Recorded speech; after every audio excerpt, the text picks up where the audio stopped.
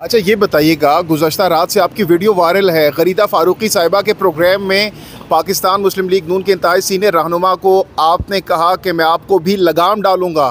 क्या वजह बनी, क्यों नौबत आई कि आपने ये अल्फाज कहे? और जब गरीदा फ़ारूकी साहिबा ने आपको कहा कि आप क्या अल्फाज लेंगे तो आपने इनकार किया, तो क्या हुआ था, क्या बैकग्राउंड है, ज़रा हमारे व्यूअर्स के साथ शेयर कीजिएगा। वीडियो आपकी बड़ी वायरल है इस वक्त। जी, ये साहब जो थे प्रोग्राम में मौजूद थे और पहले अपनी बारी पे इन्होंने चेयरमैन पीटीआई और सुप्रीम कोर्ट के ख़िलाफ़ जो हैं काफ़ी अर्ज़ा सराई की और वो हिस्सा नहीं दिखाया गया, जिस पर मैंने जब इतराज़ किया तो इन्होंने मेरी जो अहलियत है उसको भी चैलेंज किया। और मुझे इल्म नहीं था कि ये वही शख्स हैं जिसने चेयरमैन पीटीआई को पार्लियामान में गालियाँ दी थी।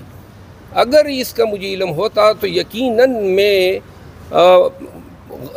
प्रोग्राम में जो है उसकी तबीयत ज़रूर साफ़ करता।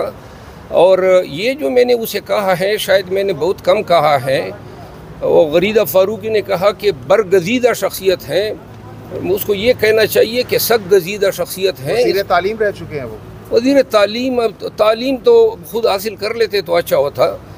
उन्होंने कहा जी बरगज़ीदा शख्सियत गरीदा फ़ारूकी ने कहा। तो मैं ये कहूँगा कि ऐसे लोग जो पार्लियामान में गालियाँ निकालते हैं, माँ बहन की, चेयरमैन पीटीआई के लिए इसने गालियाँ निकाली है, ये तो बड़े ही अच्छे सलूक का जो है रवादार था, जो शायद उसको मैं नहीं दे सका। जो शख्स पार्लियामान में गालियाँ देते हो, गरीदा फ़ारूकी का ऐसे शख्स के लिए बरगज़ीदा कहना, उसको सख्तगज़ीदा कहना चाहिए था। पागल कुत्ते ने शायद इसको काटा था जो ये पार्लियामान में गालियाँ जो है निकाल रहा था। वो तो आपको कह रहे थे कि आप कौन है, मैं आपको जानता ही नहीं हूँ। इतने अरसे से आप वकालत कर रहे हो, आपको नहीं जानते? नहीं, यहाँ पाकिस्तान बहुत बड़ा है। मैं भी कल ही में मुझे पता चला कि ये जो है ये हज़रत कौन है, बल्कि ये बातचीत के बाद मुझे पता चला कि ये कोई वज़ीर तालीम रहा है और ये नून में है। और फिर मैंने चेक किया कि ये हैं कहाँ से।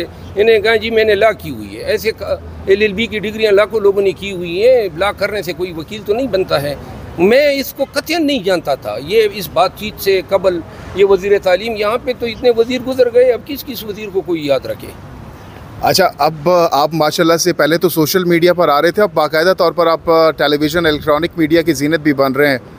इस हवाले से क्या कहना चाहेंगे? अब कितने चैनल्स दिन में अप्रोच करते हैं आपको? अप्रोच काफ़ी करते हैं, लेकिन अगर नींद से मुझे मोहलत मिल जाए तो फिर मैं जाता हूँ। और मेरे पास टाइम की हमेशा कमी होती है, क्योंकि काम कर रहे होते हैं, अदालती भी कर रहे हैं, चेयरमैन पीटीआई की क़ियादत के, और ख़ुद कुछ दुआने कमाने के लिए अपना भी जो प्रैक्टिस है उसको भी साथ में। लोग आजकल बड़ी सेल्फीज़ ले रहे हैं, बहुत पॉपुलर होते जा रहे हैं दिन ब दिन। आप किस तरीके से टैकल कर रहे हैं अपने फैंस को? आप फैंस तो देखिए, मैं लीडर तो हूँ नहीं, बार बार कह चुका हूँ। न मैं लीडर हूँ, ना सेलिब्रिटी हूँ, एक आजिज़ सा बंदा हूँ। मुझे बड़ा अजीब सा लगता है कोई सेल्फ़ी के लिए कहता है, लेकिन अगर उनकी तबीयत खुश होती है, किसी को सेल्फ़ी लेने से मतलब है अगर वो खुश होते हैं तो मुझे खुशी होती है। रात को 3, साढ़े 3, 4 बजे तक, सुबह तक आप स्पेसेस में ऑनलाइन होते हैं, लोगों से बात करते हैं, तो सोते कब हैं? सुबह सुबह आप इधर भी आ जाते हैं 9 बजे केसेस के लिए। इतनी हेडेक कैसे आप लाइफ गुजार रहे हैं? देखिए, टाइम हमने डिवाइड किया हुआ है, डिसिप्लिन की है। मतलब दिन में हमें 2-3 घंटे नींद कर लेते हैं, तो वो कमी जो है रात को स्पेसेस पे आना, या बेसिकली इसके पीछे मुहर्रिक यही है कि हम आवाम को एजुकेट करना चाहते हैं उनके हकूक़ के हवाले से।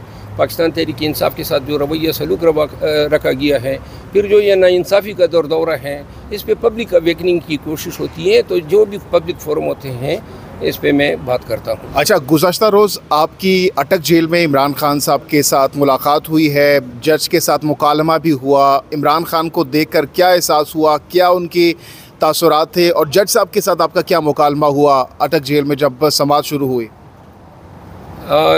मेरी तो जो जज साहब हैं उनके सामने जब शाह महमूद कुरैशी साहब की रिमांड के लिए उनको लाया जा रहा था, तो उस वक़्त जज साहब से मेरा मुकालमा हुआ। और उससे मैंने 2-3 चीज़ें, चूँकि रिट मैंने दायर की हुई थी और मैं कन्फर्म करना चाहता था, तो मैंने फाजिल जज साहब से यही पूछा कि आप जो हैं वहाँ किस इख्तियार या किस हुक्मनामे के तहत गए थे, जिस पर उन्होंने इसी NOC का हवाला दिया, लॉ मिनिस्ट्री का।